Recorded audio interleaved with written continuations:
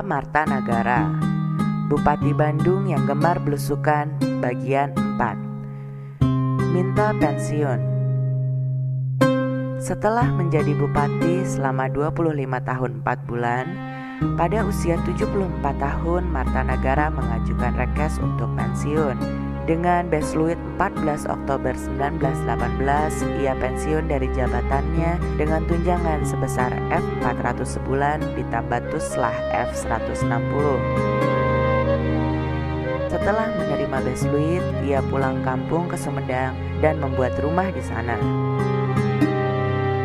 Dinyatakan dalam Besluit bahwa ia pensiun atas permintaan sendiri karena sudah merasa tua.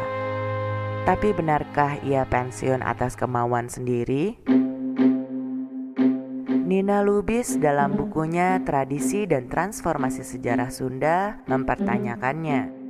Karena menurutnya seorang bupati lazimnya baru diganti jika sudah meninggal dunia.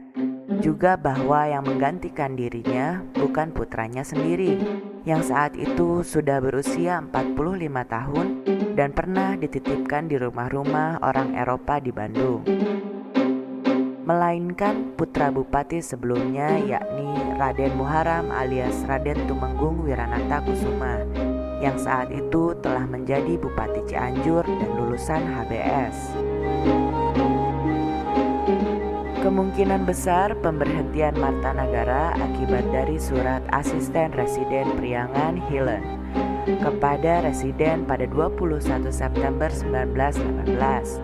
Ia melaporkan adanya kerusuhan-kerusuhan di Majalaya, Bandung 9 September 1918 dan di Kawedanaan Ciparai 12-13 September 1918 yang melibatkan anggota-anggota Sarekat Islam lokal. Asisten Residen menyatakan bahwa Bupati Bandung yang tua itu ketinggalan zaman untuk dapat bertindak secara tepat dalam menangani kerusuhan tersebut.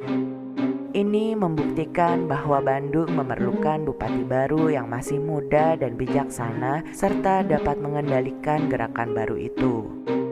Residen sendiri segera mengirim surat kepada Gubernur Jenderal Van Limburgstrom pada 5 Oktober 1918 yang melaporkan kerusuhan tersebut, dan kemudian Besluit mengenai pengunduran diri Marta Nagara pun keluar.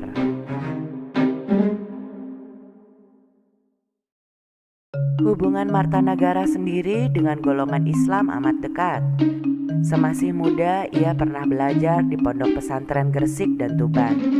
Beberapa pesantren pernah diberinya tanah wakaf. Setiap hari Jumat, ia mengadakan musyawarah dengan tokoh-tokoh agama dan bersahabat dengan Haji Hasan Mustafa, HUD Penghulu Bandung. Ia juga sering mengunjungi pesantren-pesantren di Kabupaten Bandung. Dengan begitu, mungkinkah Marta Nagara mengabaikan Sarekat Islam, mengingat kedekatannya dengan golongan agama Islam?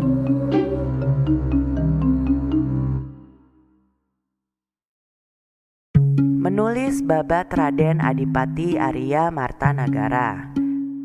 Setelah pensiun, Marta Nagara lebih punya banyak waktu untuk menulis. Tahun 1921 ia menerbitkan Babat Sumedang yang ditulis dalam bentuk puisi atau pupuh atau dendling dengan aksara pegon atau Arab gundul berbahasa Sunda. Sewaktu bersekolah di Semarang, ia sudah menulis wawacan Batara Rama yang bersumber dari Serat Rama yang berbahasa Jawa. Ia pun menulis wawacan Angling Dharma yang juga bersumber dari kesusastraan Jawa. Lalu pada Oktober 1923, ia menyelesaikan Babat Raden Adipati Aria Marta Nagara. Judul lengkapnya Babat Adipati Aria Marta Nagara, Regent Pension Bandung di Sumedang. Autobiografinya yang ditulis dalam bentuk prosa. Babat ini diterbitkan penerbit Adrera Druckerich di tahun itu pula di Bandung dengan menggunakan aksara Latin. Hal lain yang patut dicatat mengenai dirinya, tak seperti kebanyakan bupati yang berpoligami, Marta Nagara justru menikahi 3 wanita berturut-turut setelah istri pertama dan keduanya meninggal. Artinya istri kedua dinikahi setelah istri pertama wafat, dan istri ketiga dinikahi setelah istri kedua meninggal dunia.